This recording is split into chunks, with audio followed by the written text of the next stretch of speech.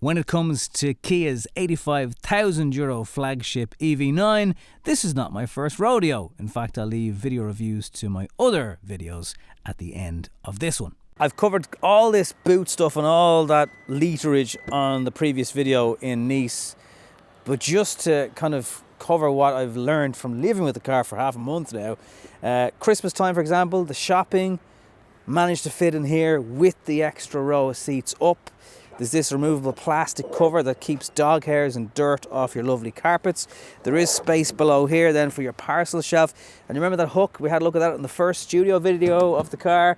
And that clips around the metal of the headrest and holds that up while you're trying to access your parcel shelf. Or maybe the gunk for a spare tyre. Interestingly, there's a Hyundai and Kia logo on the tyre sealants, because they're the same company, in case you didn't know that. Lots of coverage about the fact that you can rotate the seats in the 6-seater EV9. You could say it's a bit of a gimmick, but actually it helps in lots of ways. One, you can get kids in and out easier. Two, it keeps said kids happy because there's a bit of a novelty. You can face, different direction if they want, and creates a kind of a lounge experience back here.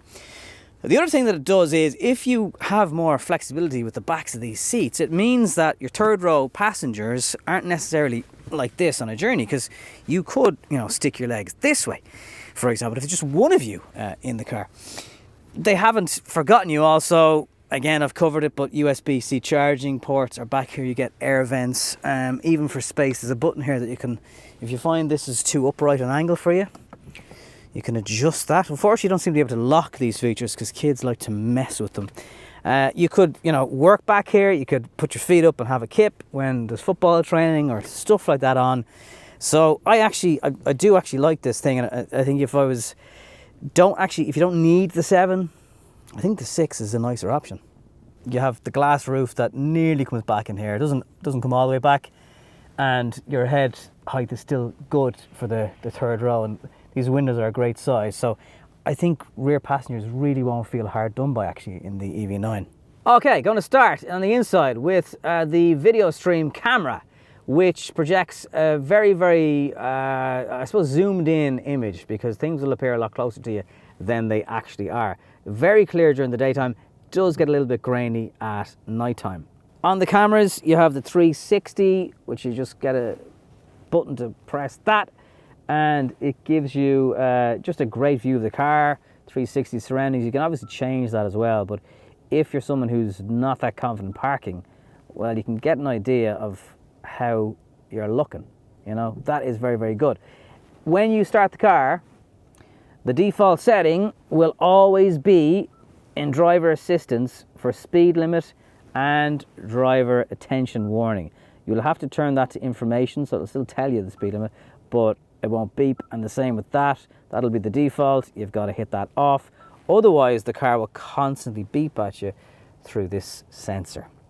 Very hard to put up with that. The indicators being on brings you up these blind spot cameras. I like that. It's very, very useful. A lot of people ask me the interior though, like what is it actually like? Does it feel premium? Well, yeah, overall it does. Down here there's a lot of plastic, there's a lot of grey going on. These buttons, they don't feel flimsy, but they don't feel €85,000 either.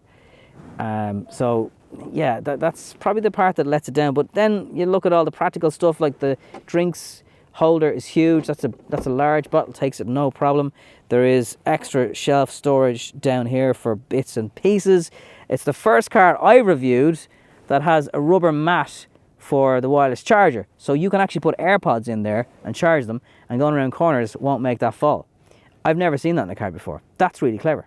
Lots of positives inside the EV9 then, and yes, you can time the charging to come on in the morning, or time it to charge at certain times when you're not on peak rate electricity. Something else that's been really, really positive with the car is the charging curve. So that is how fast the car will charge throughout the charging process. A lot of cars will say they'll do fast charging. This Kia is capable of well over 200 kilowatt charging with 800 volt technology. And on a 150 kilowatt charger, I saw it doing 143, right up till at least 80%, if not beyond. And from that sense, it's really, really good, because this battery, you have to remember, is 100 kilowatt hours. It's huge. Even using on-street charging takes a long time. So when you're paying for that higher priced energy from a public charger and through fast charging, you want to actually be getting some value for money there and actually charging this car, because 100 kilowatt hours is huge by today's standards. So it's going to take a lot of juice. You want to make sure the EV9 can actually do what it says in terms of the charging curve, and my experience has been that it does. Really important if you're going to rely on public charging for this car. If you charge at home all the time, not so much of an issue, but there's going to be the odd time where you do rely on public charging, and the EV9 is well ahead of the curve, no pun intended, in that regard. Okay, time to go for a drive. Air-cooled and heated seats are here. This is all very comfortable, well put together. I will say there is not a squeak or a rattle out of this car. That, you know, it does feel very solidly put together. Here's all the beep starting. It's beeping to tell me that the second row seat settings have changed, and it's stop. Make it stop. Make it please stop. Okay, I think we're off with driver attention stuff yet. Okay, that's all. Like, there has to be a hack to turn those things off. This car has 15 LiDAR sensors, so it has a lot of tech keeping an eye on your situation, your surroundings, blind spot, behind you, in front of you. It all works very well. I've used the lane change assist on motorway, so if you're in adaptive cruise, you flick the indicator on left or right, and it will, I mean, you've got to roughly hold on to the steering wheel, but it will change lanes for you. It doesn't seem to do more than one lane. So if you're on a 3-lane motorway, you'd have to do it again. So you cancel the indicator and then go again. So that's kind of a little bit annoying. When I drove the car in Nice, we were really on tight roads, and I just felt, I'll be honest with you, I felt a little bit overwhelmed by the size of the car. And yeah, you could say, look, it's not really any bigger than an XC90, a Range Rover. That is true, right? And maybe it's the design in your head plays tricks with you, that you feel like you're driving something bigger. But that's not taking away from the fact that those cars I've mentioned are still big cars. Now I'm on more familiar roads and I've been driving it for just over half a month, I feel a lot more comfortable behind the wheel of it. So I think if you test drive one of these and you're like, God, it's a monster, relax in the sense that if you give it time, you get used to driving it, it won't feel as big. After a few days, you'll get used to the dimensions of it. That said, I very nearly clipped a pillar the other day in an underground car park, and I parked in the same spot several times, and just that one day I was watching that pillar and not this pillar, and when I'd say I was a hair away from a pillar in the back, I really was a hair away from a pillar. After you've been driving for a certain amount of time, the massaging seats will come on to rejuvenate you. I find massage seats, I can't really tolerate them for very long, so I end up hitting that button. Another reason you're going to take your eye off the road and turning that off. There's pelvic, lumbar and whole body massage functions if you're into that. The instant torque is brilliant. You know, you're never ever wanting. And it is actually quite comfortable. Like, the suspension, even with these bigger wheels and the fact that it is really, really heavy, the suspension's pretty good. I'm kind of surprised by that. And yeah, I wasn't necessarily expecting it to be that good on our wonderful Irish roads, but I don't have much to complain about when it comes to the ride quality of the car. And actually, you can also, the suspension is quite good as well. I mean, you can push this thing into corners. You're never going to push it to the limit that it's going to exceed the car, because you're just, again, your brain is not going to say, I'm going to chuck this 6-7 seater car around a corner with all that weight shifting from one side, but up to the point of being legal on the road, it's actually quite all right. Sometimes the CarPlay will connect wirelessly, sometimes it won't. Sometimes when you walk up to the car, the door handles will pop out, sometimes they won't. Charging it, sometimes the pin doesn't seem to want to connect, and I lock the car and then it connects, and I don't know if that's a charger issue or a Kia issue, to be honest with you. Another little hack I just want to show you is, as I pull up to a fast charger, again, the emergency braking. That's a little bit annoying because as soon as you get too close to something, it will not let you drive anymore. So the car has preconditioning for the battery. That will get the battery to the optimum charging speed if you're on a journey. But if your journey is too short or you can't find a charger on the actual inbuilt nav, you can override the battery conditioning by pressing that. And if you're going to a faster charger, then you're able to use that at any time. You can basically override it. That is a brilliant feature. So then you walk up with your fast charger and you swipe that. I haven't seen one of these with a tap pay-as-you-go on ESB before, but here we are. So the handshake is attempting to connect now. Let's just see if it's doing the thing that I've been talking about. Usually these faster chargers take a little bit longer to connect.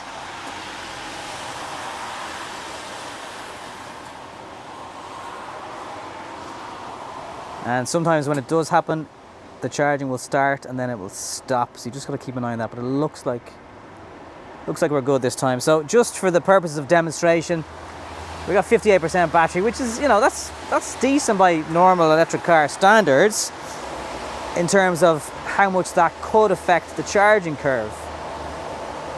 So let's see what type of speeds the EV9 is going to take now at 58%.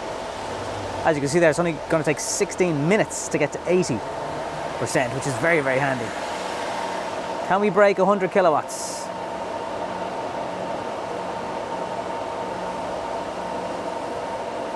Come on. Bearing in mind the battery should be warm enough because I've been driving the car as well. Seems to be hovering around the 95.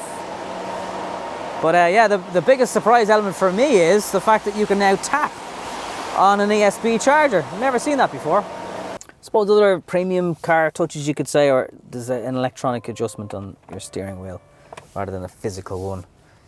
Oh, I do like these thigh supports. So these properly rise up and you can, in the passenger seat, really extend it and lie back when you're charging.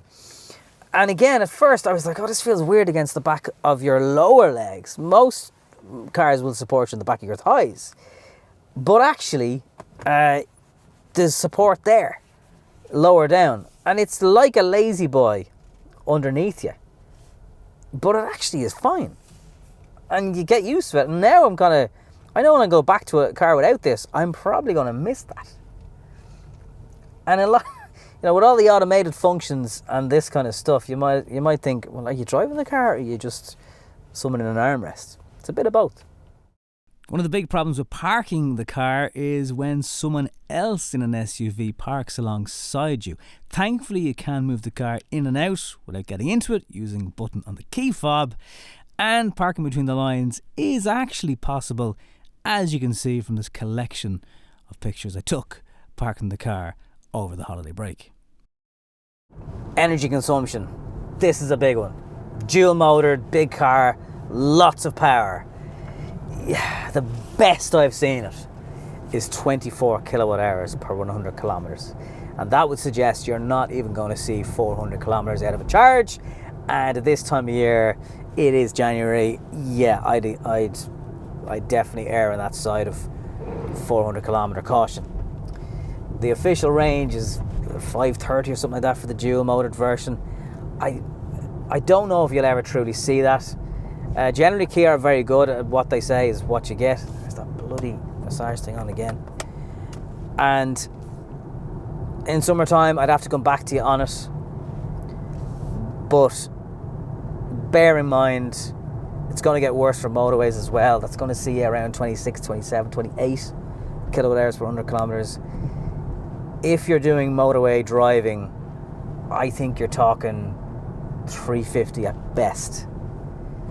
And energy for these cars, at about, again, public charging, much cheaper to charge at home.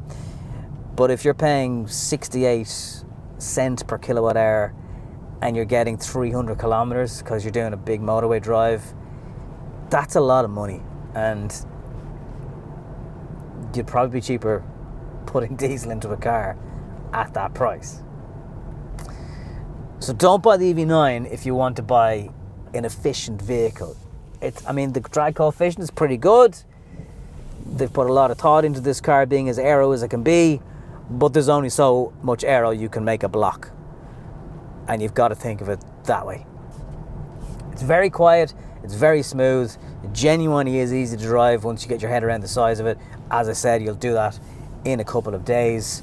And the extra grip on a wet, greasy road now as I plant it is very good, very solid. It's not budging anywhere over these kind of bumps. There is still that heavy EV wallow that you get, but it's well contained overall. While I don't own this EV9, I do get the sense of now living in it for 2 weeks and being able to compare it to all the other cars I drive.